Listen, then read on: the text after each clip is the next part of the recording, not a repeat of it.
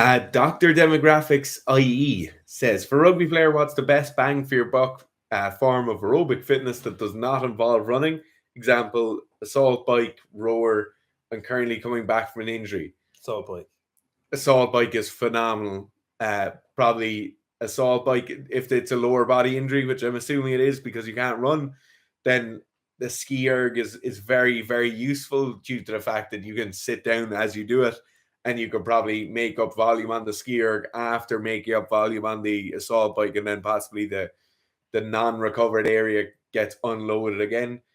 With aerobic training, I will say that the modality of training makes almost no difference. Like, you're not trying to train muscular endurance, you're trying to basically adjust your blood values and adjust some things that are happening within your cells, like increasing mitochondrial density.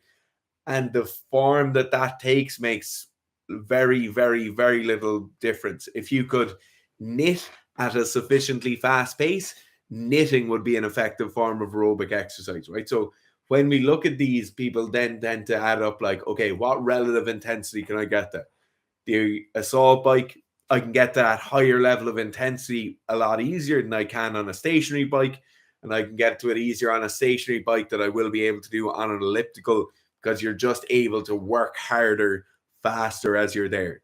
Certain things like those, is it a climber max where you've hands going and you've legs going at the same time?